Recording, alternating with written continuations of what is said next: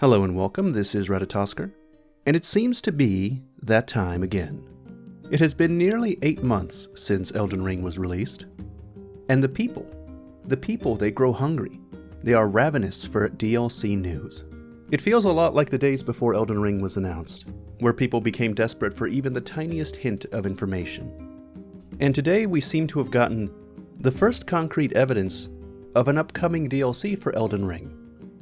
The latest Elden Ring patch, patch 1.07, has a number of gameplay improvements for PvP. Most notably, it introduces a feature that allows for separate damage scaling for weapons, skills, spells, and incantations when playing against other players, so exclusively for PvP. This allows them in the future to make balance adjustments to weapons and items and spells for PvP that won't end up affecting the rest of the game. Now, all of that is nice, but that's not really the important bit. The real reason that patch 1.07 matters is because hidden in its files is the evidence for an upcoming Elden Ring DLC. According to YouTuber Lance McDonald, the update also includes references to 2 new maps that do not yet otherwise exist in the game. Another YouTuber, Sekiro, who is also a data miner, elaborates, stating that the new maps are labeled as M20 and M45. M20, he says, has the same numbering system as the Legacy dungeons. M45 is brand new. This information is then corroborated by Zuli the Witch, another YouTuber and popular Elden Ring data miner. Finally, Sekiro retweeted what seems to be a bunch of Elden Ring hairstyles that have been included in the patch that are not yet available. And that information seems to be corroborated by Ziostorm, another Elden Ring YouTuber, with the screenshot that he presents highlighting what seems to say DLC 01. Finally, the last bit of evidence, a bit circumstantial, but evidence nonetheless, for the upcoming DLC, is patch 1.07 itself.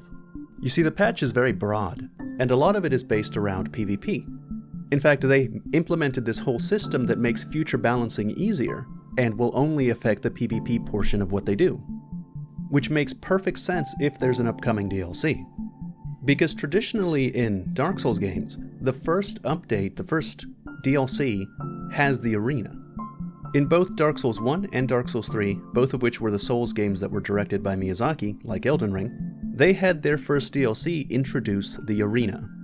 And if the upcoming Elden Ring DLC intends to introduce an arena of some kind, then it makes a lot of sense that they would spend so much of this time during patches to engender a positive and healthy PvP community.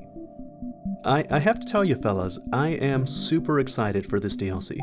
In fact, I'm happier than I normally would be because I'll admit, for a moment there I was starting to worry there wouldn't be a DLC.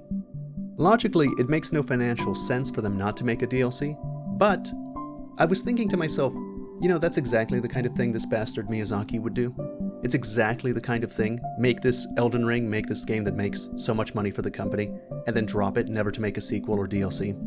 And there were several interviews where he talked about having already started working on other games, and so the fear that we were going to get another Sekiro with Miyazaki having moved on started to really get to me there for a bit.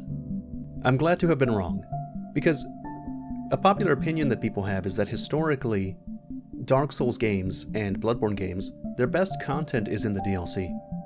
And in fact, the DLC often makes the base game better. And with the nature of how Elden Ring works, I'm really curious to see how they implement a DLC. Are they going to add more to the existing open world? Are they going to make a second, smaller open world that you can explore completely new? Or are they going to forgo the open world system at all and do a series of traditional legacy dungeons that you can go and visit? I'm really looking forward to any new information. But anyway, that's the end of this video. As always, thank you very much for watching.